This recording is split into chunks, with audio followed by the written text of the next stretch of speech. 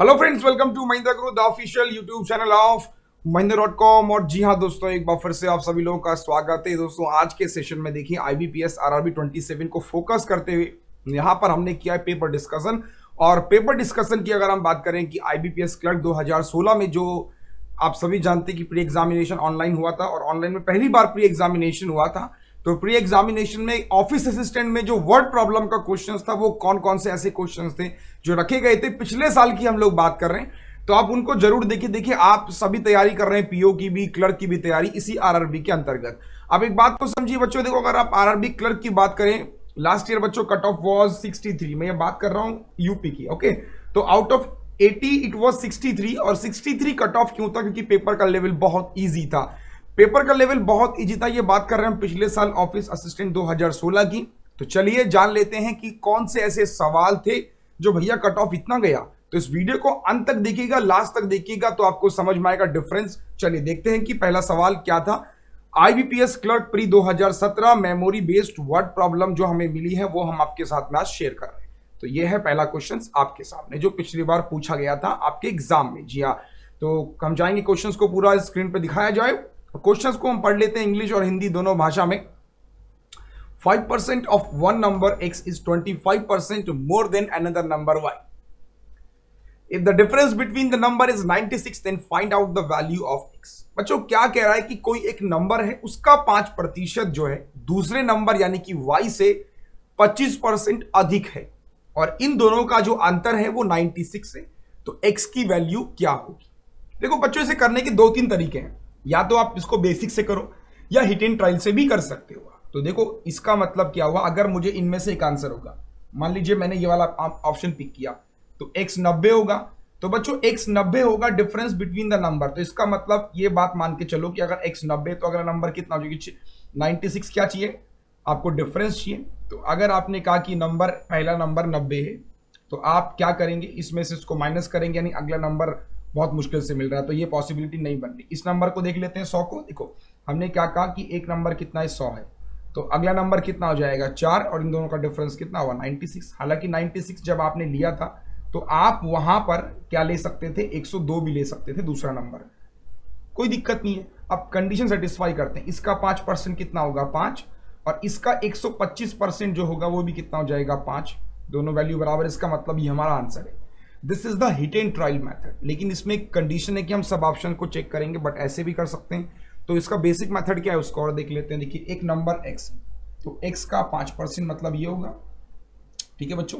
25% ज्यादा है, 25% ज्यादा का मतलब 125% किसका, y का।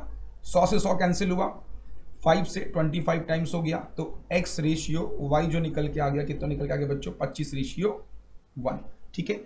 अब ये रेशियो निकल के आ गए और कहना है कि दोनों का डिफरेंस 96, यानी इन दोनों का डिफरेंस कितना हुआ 24 यूनिट किसके बराबर है 96 के। एक बराबर कितना हुआ 4, तो 25 बराबर कितना हो जाएगा 100। और ये आपका y है और ये आपका x है। तो आपके दोनों वैल्यू यहां पर कैलकुलेट हो गए। तो ये बहुत आसान सवाल थे, पिछली बार ओरली 10 सेकंड में क्वेश्चन सॉल्व हो जाएगा, इसलिए कट ऑफ बहुत टफ था। आइए एक वर्ड प्रॉब्लम का एक और सवाल देखते हैं। Now this is a question from problem on edges. The ratio of a age 3 years ago and b 5 years ago is 4 ratio 5. If a is 4 years younger than b, what is the present age of b? बच्चों बात कह रहा है सवाल में कि a की आयु 3 साल पहले, a की आयु का 3 साल पहले का और b की आयु का 5 साल पहले का जो अनुपात है वो 4:5 है। यदि a जो है b से 4 साल छोटा है तो प्रेजेंट एज b की क्या होगी? देखो बच्चों नॉर्मली आप ध्यान रखिए, आप हिट एंड ट्रायल तो हर किसी पे लगा सकते हैं। तो इस सवाल को अगर मैं देखूं, पहले थोड़ा सा इसको डीपली एक्सप्लेन कर लूं। क्या कह रहा है कि a की 3 साल पहले, तो मैंने -3 कर लिया, कितना है एक 4x मान लिया। और बच्चों b जो है वो 5 साल पहले कितना है 5x। बच्चों अगर प्रेजेंट में आएंगे तो a0 कितना हो जाएगा 4x प्लस का 3, और b अगर प्रेजेंट में आएंगे तो बच्चों कितना हो जाएगा 5x प्लस का 5, है ना। अगर मेरी एज मान लीजिए वर्तमान में 20 साल है तो 5 साल पहले मैं कितने साल का रहा 15 का। तो जब 5 साल पहले 15 साल का हूं तो अगर वर्तमान में मेरे को लेके आएंगे तो +5 करना पड़ेगा। वही हमने इन दोनों पे भी किया। अब बच्चों कह रहा है कि a जो है 4 साल छोटा है, ये जो है इससे 4 साल छोटा है। इन दोनों का डिफरेंस देखिए, इन दोनों का डिफरेंस तो इन दोनों का डिफरेंस यहां से कितना हो जाएगा, देखिए इन दोनों का जो डिफरेंस निकल के आया वो निकल के आया x प्लस में 2, किसके इक्वल हो जाएगा बच्चों, 4 के। तो x की वैल्यू कितनी आ गई 2। अब प्रेजेंटेज पूछ रहा है और ये दोनों क्या है, प्रेजेंटेज है हमारे पास में, तो इसका कितना हो जाएगा 2 4 जा 8 प्लस 3 क्या हो गया प्रेजेंटेज इसका, और इसका हो गया 15 प्रेजेंटेज बी का। ऑप्शन में देखिए तो ये इसका सही आंसर। तो ऐसे सवाल पिछली बार पूछे गए थे, हार्डली इस सवाल को सॉल्व करने में 5 से 10 सेकंड लगेगा बच्चों। तो ये मान के चलिए पिछली बार का क्लर्क का पेपर मैं डिस्कस कर रहा हूं आप लोगों के साथ में, बहुत आसान पेपर था।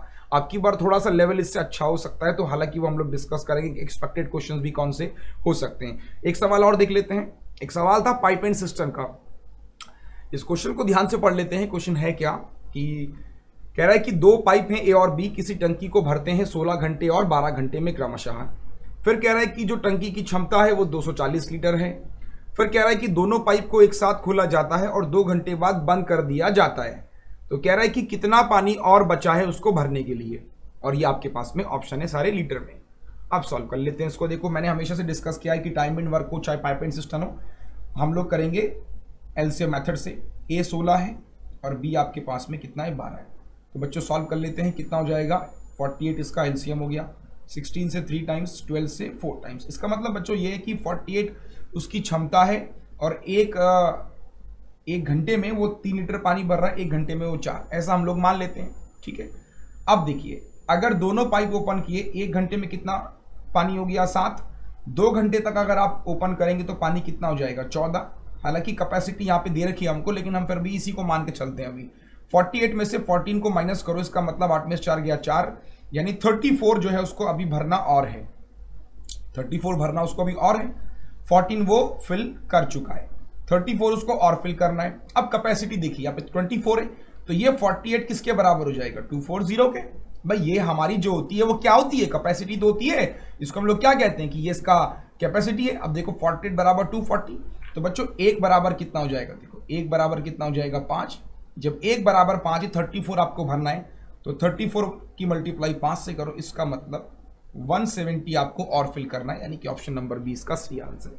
अब बच्चों इसी सवाल में पूछ लेता कि कितना पानी भर गया, तो क्या करते 14 यूनिट किसके बराबर हो जाता, 5 से मल्टीप्लाई करते, यानी कि 70 लीटर पानी भर चुका है। तो इसी में वो चेंजेस कर सकता है, कुछ भी आपसे पूछ सकता है, तो मेथड बिल्कुल सेम रहेगा, ऐसे ही आप लोग करेंगे। आइए बच्चों एक सवाल और देखते हैं। सवाल देखिए बहुत आसान सवाल है, सिंपल इंटरेस्ट का सवाल है। इस क्वेश्चन को पढ़ लेते हैं कि the simple interest on a certain sum at 15% per annum for 5 year is rupees 1500 more. कह रहा है कि बच्चों एक राशि है, उस पर अगर 15% आप रेट अगर रखता है 15% 5 सालों के लिए, और उसी राशि पर साधारण ब्याज की 12% की दर से सेम पीरियड के लिए जो दोनों से इंटरेस्ट आया, एक इंटरेस्ट क्या है 1500 ज्यादा है दूसरे इंटरेस्ट से। मतलब अगर बच्चों I1 जो आपको मिला वो I2 से, यानी I1 I2 का जो डिफरेंस है वो कितना है आपके पास में 1500, ये क्वेश्चन में कहा गया है, ठीक है। और आपको प्रिंसिपल निकालना है। देखिए मैंने कई बार डिस्कस किया है इस केस में कि प्रिंसिपल हमेशा कितना मानते हैं बच्चों 100%, ठीक है। अब देखो 15% 5 सालों के लिए, तो कितना हो जाएगा 15% 5 सालों के लिए, तो 15 मल्टीप्लाई 5%। फिर 12% भी 5 सालों के लिए, तो 12% 5 सालों के लिए, और इन दोनों का जो डिफरेंस है बच्चों कितना है 1500। सॉल्व कर लेते हैं, 15 इंटू 5 75, 12 इंटू 5 60, दोनों का डिफरेंस कितना हो जाएगा 15% अगेन। तो 15% की वैल्यू कितनी हो गई 1500, 1% कितना हो गया बच्चों 100, और 100% आपका हो गया 2 जीरो लगा दो, यानी कि इसका आंसर हो गया ऑप्शन नंबर 4, ठीक। बहुत सिंपल सवाल थे बच्चों, पिछली बार बहुत ही ज़्यादा सिंपल सवाल था। एक क्वेश्चन और देख लीजिए, कई बार डिस्कस कर चुके हैं इस क्वेश्चन को, कई बार आया भी एग्जाम में। कह रहा है कि एक जो है डिसऑनेस्ट वेंडर, मतलब एक जो बेईमान विक्रेता है, वो क्या करता है कि जो फल वो बेचता है कॉस्ट प्राइस पे बेचता है, लेकिन वो क्या करता है उसको 1 किलो बेचना चाहिए और 1 किलो के बदले वो 800 ग्राम सेल कर रहा है, ठीक है बच्चों। बात को समझते हैं कि देखो 1 किलो के बदले वो 800 ग्राम सेल कर रहा है, तो प्रॉफिट तो होगा, ये तो कन्फर्म है। तो बच्चों देखो एक बात समझो, 1000 ग्राम उसको बेचना चाहिए था, बेच कितना रहा है बच्चों वो 800 ग्राम बेच रहे हैं। तो हम ऐसा बोल सकते हैं कि देखो प्रॉफिट होगा, मैं कई बार डिस्कस कर चुका हूं, जब प्रॉफिट होगा तो 2 नंबर हमारे पास में निकल के आ गए। तो 2 नंबर निकल के आ गए, तो छोटा वाला हमारा क्या होता है सीपी, बड़ा वाला क्या होता है हमारा एसपी। ये कब हम एज्यूम कर रहे हैं, क्योंकि हमें प्रॉफिट होगा, ये कंफर्म है ना, क्योंकि अगर आप 1000 में से 800 ग्राम आप बेच रहे हो, 200 ग्राम को तो आपको प्रॉफिट हो ही रहा है। तो ये 200 ग्राम का प्रॉफिट किस पे हो रहा है, आपको 800 पे हो रहा है, तो मल्टीप्लाई 100 से कर दीजिए। तो आंसर कितना हो जाएगा, ये 4 टाइम्स, यानी 25% का बच्चों उसको लाभ हो रहा है। Option number 3। आइए बच्चों एक सवाल और देखते हैं। यहाँ पे टाइम एंड वर्क का एक क्वेश्चन है और क्वेश्चन को पढ़ लीजिए कि A is 2.5 time as good workman as B and A is able to finish the work in 50 days less than B। क्या कह रहा है बच्चों कि A की जो काम करने की क्षमता है वो B से 2.5 गुना है, और जब 2.5 गुना उसकी एफिशिएंसी है तो वो 20 से 50 दिन कम लेता है। तो अगर दोनों साथ में मिलकर काम करते हैं तो दिन कितने लगेंगे, ये क्वेश्चन है आपके पास में। कैसे करेंगे, देखिए अप्रोच बिल्कुल सेम है, मैं कई बार डिस्कस कर चुका हूं सवाल को। A की क्षमता B से 2.5 गुना है, ठीक है, तो सॉल्व करते हैं। यहां से हटेगा 10 नीचे आएगा, तो और फर्दर इसको हम सॉल्व कर लें, ये पॉइंट यहां से रिमूव हो जाएगा। तो A अपॉन B कितना हो जाएगा, 5 5 से 25, 5 2 जा 10, यानी A और B की जो एफिशिएंसी आ गई वो कितनी आ गई, 5:2। बच्चों ये जो बात कर रहे हैं हम लोग, ये एफिशिएंसी की बात कर रहे हैं, ठीक है, यानी A की एफिशिएंसी अगर 2 है ना, A की एफिशिएंसी अगर 2 है तो B की एफिशिएंसी कितनी है, 5 है, ठीक। अब एफिशिएंसी हमेशा इनवर्सली प्रोपोर्शनल होती है नंबर ऑफ डेज टेकन का, तो इसका मतलब A और B जो डेज लेंगे वो क्या लेंगे, 2:5 में लेंगे। इसका मतलब क्या है, देखिए इसका मतलब बच्चों ये है कि अगर B 5 दिन ले रहा है तो A कितने दिन लेगा, 2 दिन लेगा। देखो जिसकी एफिशिएंसी ज्यादा होगी उसके दिन हमेशा कम होंगे। अगर मैं आपसे मेरी एफिशिएंसी आपसे 2.5 गुना ज्यादा है तो उसका मतलब जिस काम को आप 2 मिनट में कर रहे होंगे मैं उसको बहुत जल्दी कर लूंगा। तो वही बात है, यानी ये 5 दिन ले रहा है, ये 2 दिन ले रहा है। अब अकॉर्डिंग टू क्वेश्चन कह रहा है कि 50 days less than B, A जो है वो 50 दिन कम लेता है। और यहां पे अगर बच्चों आप देखें कितना है, 3 का है, यानी 3 रेशियो जो है बच्चों वो किसके बराबर है, 50 के बराबर है। तो एक रेशियो कितना हो जाएगा, 50/3 का, ठीक है। अब आप निकाल लीजिए, 1 बराबर 50/3, तो 2 बराबर कितना हो जाएगा, 100/3, यानी A जो है वो 100/3 दिन ले रहा है और B जो है वो कितना ले रहा है, 250/3 दिन। जब दोनों साथ में करेंगे तो क्या करेंगे, दोनों साथ में करेंगे तो क्या करते हैं, अगर हमसे कहा जाए तो क्या करेंगे, 1/A + B, कैसे भी सॉल्व कर लो, एलसीएम मेथड या कैसे भी, 1/A + 1/B। आइए सॉल्व कर लेते हैं। तो 3 कितना हो जाएगा, 100, और 3 कितना हो जाएगा, 250। एलसीएम ले लेंगे, कितना हो जाएगा, 500। ये कितना हो जाएगा, 5 टाइम्स, यानी कितना, 15, और ये 6। तो ये सॉल्व जब करेंगे फर्दर हम, तो यहाँ पे सॉल्व करके निकल के आएगा 25 और ये 21/500, और दोनों को सॉल्व करेंगे तो 500/21 डेज इनको लगेगा। फर्दर आप इसको फ्रैक्शन की फॉर्म में भी तोड़ सकते हैं। तो ये इसका आंसर हो गया। देखिए ये इस तरह के क्वेश्चंस थे पिछली बार, तो आई होप कि आपको समझ में आ गया होगा कि पिछली बार कैसे क्वेश्चंस पूछे गए थे।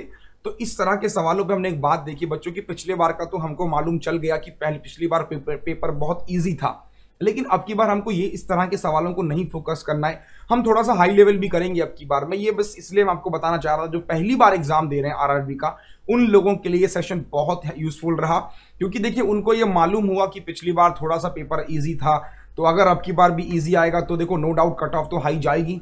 तो इस केस में आपको अपनी स्पीड एक्यूरेसी को मेंटेन करते हुए चलना है। साथ ही साथ बच्चों एक बात और भी है, मैं आपसे कहना चाहता हूं कि जो कैलकुलेशंस मिस्टेक कई बार आप लोगों से हो जाती है एग्जाम में, उनसे अब की बार बचना है, ठीक है। तो आज के लिए बस इतना ही। आई होप कि आपको ये सेशन पसंद आया होगा। अगर आपको सेशन पसंद आया तो लाइक कीजिएगा, इस वीडियो को शेयर कीजिएगा उन सभी लोगों को जो पहली बार IBPS RRB देने वाले हैं। अच्छा एक बात और, काफी न्यूज आजकल चल रही है कि नोटिफिकेशन अभी तक नहीं आया है, तो क्या IBPS की वैकेंसी अब की बार आएंगी या नहीं आएंगी, तो ये सब बातों पे आप बिल्कुल भी गौर मत फरमाइए। नोटिफिकेशन बहुत जल्दी आ जाएगा, क्योंकि जैसा कि कैलेंडर में कहा गया है कि 9 सितंबर को एग्जाम होना है, तो जो भी चेंजेस IBPS करेगा, लेकिन ये तो कंफर्म है कि वैकेंसी आएंगी, कब आएंगी वो बात की बात है, लेकिन हम अपनी तैयारी को जारी रखते हुए फोकस कीजिए इस एग्जाम को। आई होप कि आपका सिलेक्शन इस बार हो।